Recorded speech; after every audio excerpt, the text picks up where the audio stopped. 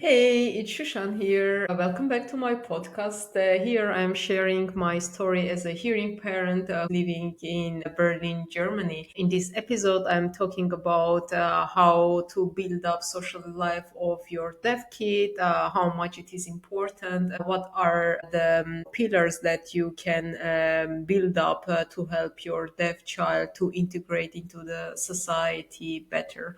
Hope you will enjoy it and yeah. See ya.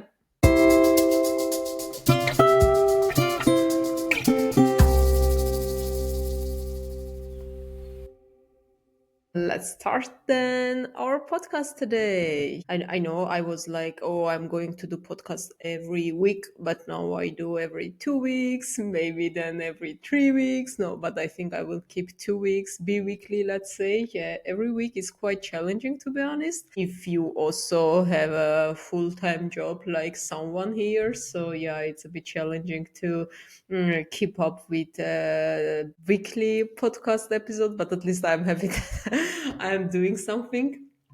Right. Today, I want to talk a bit about uh, social life of deaf kids and particularly about my child's social life and how it's going, how it started, let's say, and how it's different from hearing kids. Because that's the main thing, that right now I observe, because social life of my deaf daughter developed a lot in the recent years. And yeah, it's just right now under my radar. That's why I would like to talk about it today. So I think when you have a hearing child, you don't really notice how social life is developing automatically in a way, because let's say they have contact with siblings at the beginning, even if they are the only child in a family, but it doesn't matter. They have some kind of siblings, or you go to some kind of social events with your friends, and maybe they also have kids, and kids just start communicate each other, they become friends, and very slowly and gradually you are building the social life of your child, which is some kind of automatic process. Then they go to the kindergarten. Of course, you have maybe contact with other parents, and maybe with neighbors. They go outside, they play with kids outside, and they build their network. And after some time, I don't know, they are 5 or 6 or even sooner, they have their social life build up in a way. Sometime as a parent, I think, when I'm communicating with the other hearing parent, I mean parents with hearing kids, so not deaf kids, like in my case, I always see that they are more chill when it comes about developing the social life or networking for their kids. So it's not let's say a big deal for them compared to me. And I understood that for me it is a big deal, and it was a big deal because it's when my child was born, I my sister, my brother, they also had kids. But let's say when they are 2 or 3 years old and they want to talk, play together, it's quite, I mean, it's not very hard, but in a way, it's a bit challenging because those kids, they want to talk, as the main way of communication, right? And then uh, you want or not, there is some kind of communication barrier there. And of course, kids are very agile, and they adapt really quick to the situation. And they start to understand that, oh, I don't know, she doesn't understand the speaking language, so then let's use gesture and so on, and we will communicate quite well. And it always was working well, but at the same time, it's communication or that social thing that you want for your child. So it's not 100% rather than 30 or 40, right? And I think when I was living back in Armenia, it was a bit hard for me to build up that social life for my daughter because, it was more like everyone was saying, oh, okay, so she doesn't hear that, let's come, let's.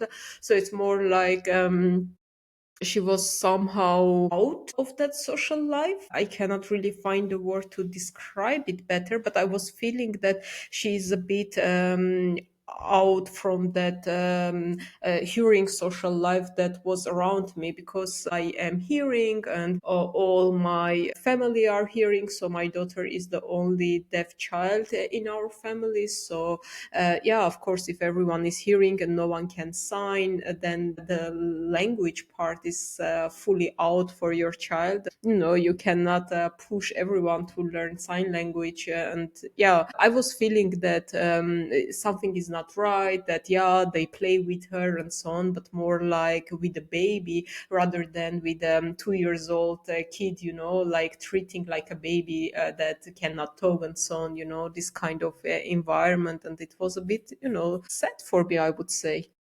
And then after moving to Germany and finding a specialized kindergarten for my daughter was the best decision I've ever made in my life, I think. So once she started to go to the specialized kindergarten where, there are deaf kids as well, deaf educators, slowly I started to feel that her life is more coming into a balance, because she's spending more time with, people that understand her better. They have the same, language. And yeah, it was just easier for her, I believe. And slowly she was, very much this kind of very careful kid, like not very much careful what's happening, so no one will, touch her or whatever. And then once she started to go to the specialist kindergarten and deaf adults, educators started to work with her slowly, so how much her identity was changing, how much she was getting a self-confidence, and how much her behavior as a child was changing,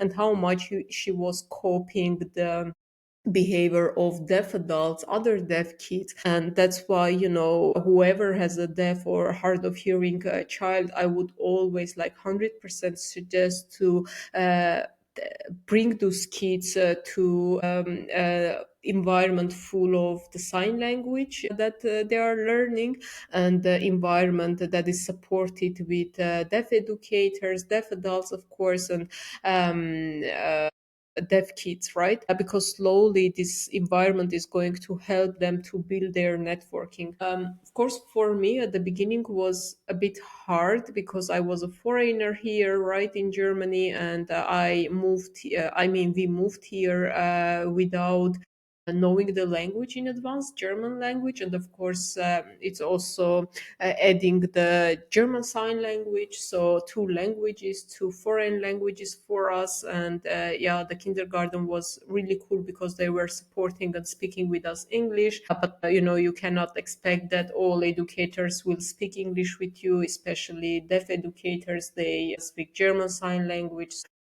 There was a need for us to start and learn the languages to communicate.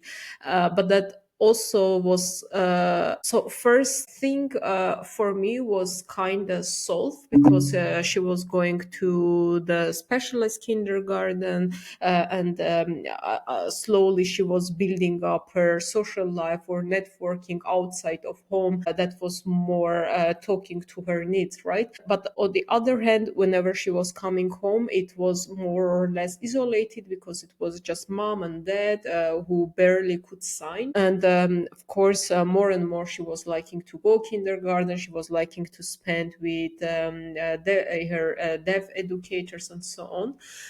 And then because we couldn't support a lot sign language at home. We also applied to this governmental program to have a special assistant for her, an assistant who speaks German sign language fluently, is hearing or hard of hearing or deaf. And this also was a huge help for our family, that weekly 7 hours we had an assistant that was helping Sophia, playing with her with German sign language and trying to give her this, safety pillow outside of the kindergarten, that yeah, at home you can also spend time with someone who speaks German sign language. And was also interesting for me to learn how kids are spending time here in Germany, in Berlin, because it seems like a trivial thing, but it's not. So in Armenia, where I'm from, kids are spending their spare time a bit differently than here. And usually after school, kids are spending time at home or in the neighborhood. It's mainly like home family oriented. And in Germany, Sophia's special assistant, she helped us a lot to understand that it's a big city. There are a lot of events going on, a lot of kids friendly events. So you can basically spend time outside, from home after the kindergarten until the evening time. So this was something new for me. I'm happy that I've adapted very quickly to it. Then slowly I saw how much Sophia's understanding of world is changing. She started to be more curious about everything. Like it was interesting for her what is inside this building or that building. It was interesting for her to go to museums and have fun there. So this is something that I've learned from Sophia's special assistant. I've learned how to communicate with her better, resolve this on that conflict using the German sign language. And of course, on top of it, we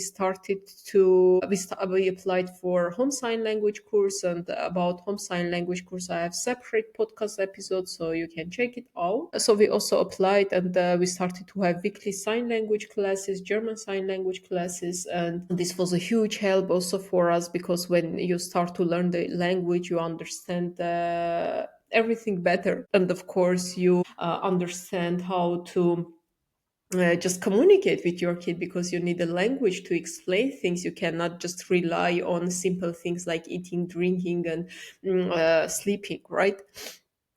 So this was one part that, as a family, we were trying to build to support her and us. It's the language, talking with a special assistant to understand how to support her better, learning how to spend time in a big city with our kid, and so on. So this we're doing at home. But at the same time, in parallel, her social life was developing in kindergarten, right? So that's why I would stress again, and I would say, if you have a deaf kid or a kid hard of hearing child, I would definitely suggest to find a kindergarten that is bilingual and they are supporting the spoken language of your country and the sign language. So in our case, German language and German sign language. So this kindergarten, Sinneswandel, that we found in Berlin, they are supporting. It's a bilingual education and also hearing kids without any, even having deaf members in their family, in the group. It's a bilingual group, also hearing kids that are learning German sign language, because they live nearby of the kindergarten, let's say, and it's convenient for parents, or they are genuinely interested in German sign language. And of course, deaf kids and hard of hearing kids also are there. And what I liked about the kindergarten is that one adult was hearing, one educator was hearing, and another educator was deaf, right? So here in kindergarten, this is a very good environment for you as a parent to build networking with other parents. At the beginning, I wasn't doing that a lot because I was busy with my life, with my work. As a expat or immigrant, you have a lot to do, and your life is full with everything, and you, like, physically or emotionally don't have time, to just build a networking with other parents.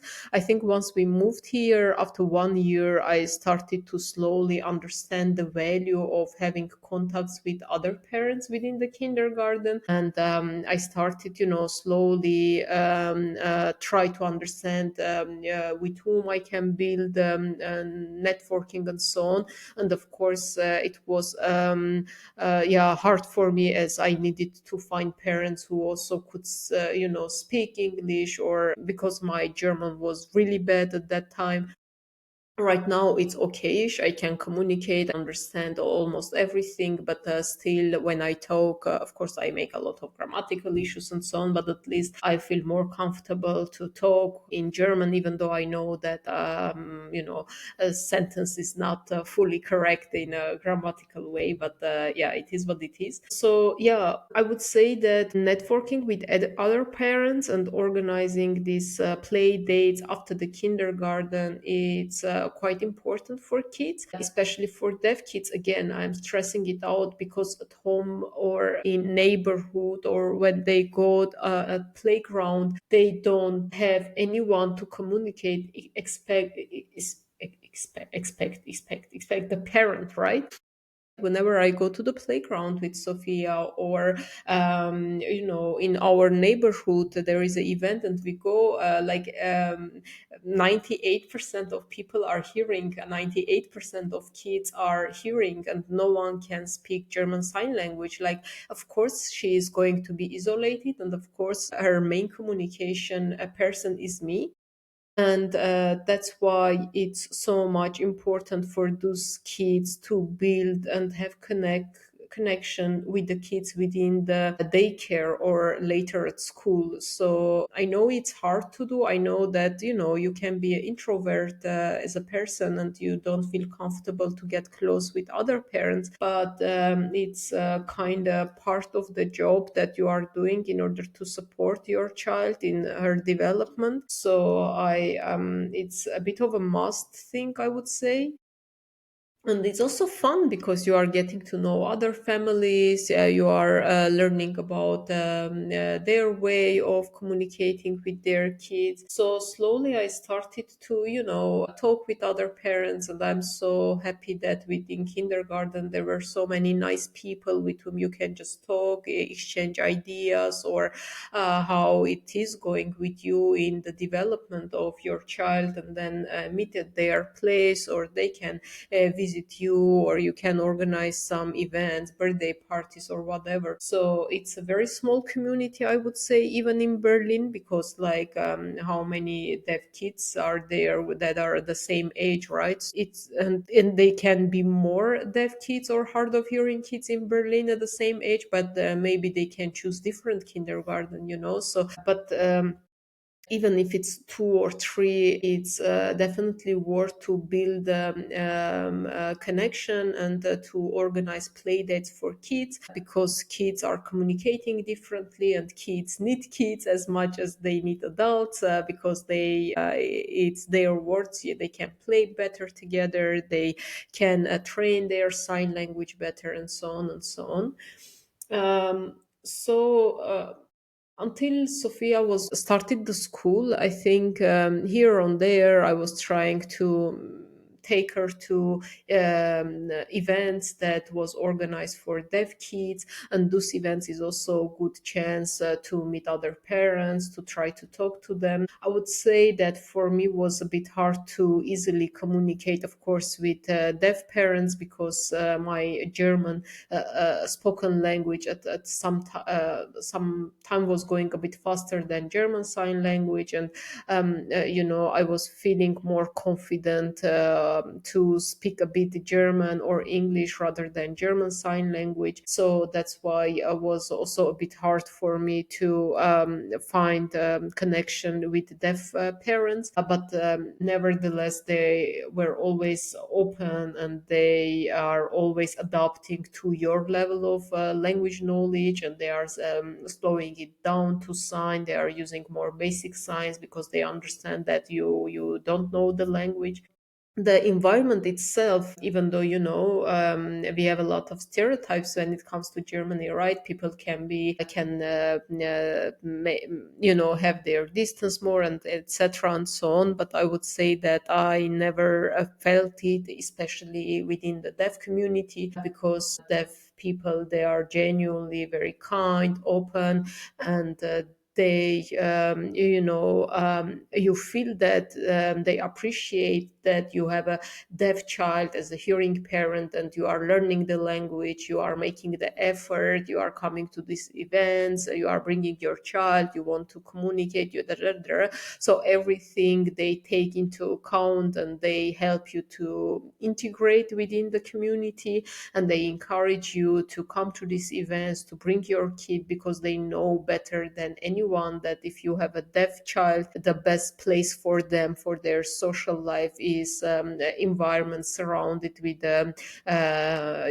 deaf kids, adults, and of course with German sign language. It also can be just hearing people who are very fluent in sign language, so it's all working together, right? So these steps that you do can be challenging, can be hard, I understand, was also for me, but in the end of the day, you will see it will go more slowly than in a normal scenario, not normal, but in a scenario where you have a hearing kid, because again, you have siblings, you have neighbors, they all speak the same language, so it's easy, right? But for example, now I'm quite happy with my daughter's social life. I don't know, she has two friends, and with one of her friends, she meets in a weekly basis. We try to organize day trips, or we go together to museums, celebrating birthdays together and so on. And she meets weekly because they go in different schools, but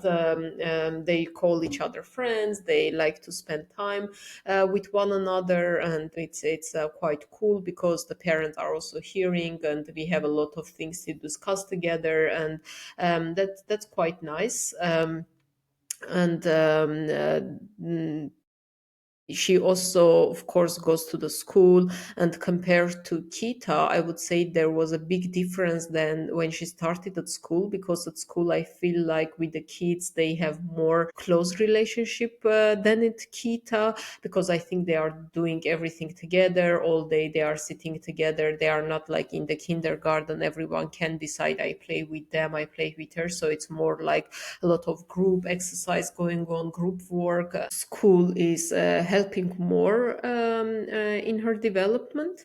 She changed a lot at school, and again, she goes to deaf school. So I would again suggest to send your kids to a school that it's bilingual, and the German sign language or the language in your country is fully supported. I don't know about these integrated schools, but if the kid goes to a school that half of the class or 80% of the class are hearing, then those kids need to also learn sign language, and they also need to communicate. Otherwise, the child can feel a bit of isolated. And here at deaf school, I don't feel that she is isolated. She feels very much. She has also, kids that they are playing together, not within her class, a bit bigger, right? But I see that she has yeah, she has a life outside of the school, and she feels normal, she feels that it's so cool and stuff like that. And she also has a classmate, a friend with whom weekly or bi-weekly, I don't know, they also we also try to organize play dates together with the parents. This is also really cool. Like yesterday they were together playing, and I was so happy just to see how they communicate with each other, calm, very so communication in first place, talking, are understanding what's the rule of the play, how we are going to play this or that. So it's a huge milestone in my daughter's life, in her social life, and that's why it made me quite emotional yesterday. I was like, oh my god, so like some 3 years ago I wouldn't even imagine that she can move this much in terms of the language development, in terms of her social life or social skills. And now I see quite a huge step forward, which makes me very proud and happy. But at the same time, it's a reminder that work should go on. And as a hearing parent, there are so many more things to do and help when it comes to education. I don't know, reading, writing, and stuff like that. So yeah, work never stops in these scenarios, right? Yeah, but I would just wanted to make this episode to a bit talk about social life, that yes, it's different with hearing kids social life, and it's necessary to pay attention if they have friends, if they have kids with whom they play outside of the kindergarten, outside of the school, if they have day trips with other deaf kids. So if they are going to social events where there are deaf adults, deaf kids. So, these are the things that as a hearing parent you should pay attention. And as much as it's hard to do, as much as it's hard to find the time, please try to find the time. And also it's fun, just enjoy, because you are going to meet so many great people in your way. And I've met so many people in that event, or trying to organize this social life for my daughter. And some of them now I'm friend, and it's really cool also for me, because you also it's fun for you to have new friends, new connections, because you change the way, you think. Or yeah, it's just fun also for you as a parent. I think you have a lot in common with any hearing parent, because they uh, have the same challenges as you. So it's not just play date for your kid, but it's also opportunity for you to talk, to exchange ideas, exchange experience, and just stay motivated. And as I always say, the work that is needed for your child, right? And that's why we are here, to support our kids, to yeah, just see that they are happy, they are integrated. And that's the biggest takeaway, I would say, as a parent, to see that your child is yeah, happy and integrated into the society. Okay. Okay, that was today's episode. Thank you so much. If you have watched until here, please subscribe, follow, hit the like button, leave a comment, and see you next time. Bye.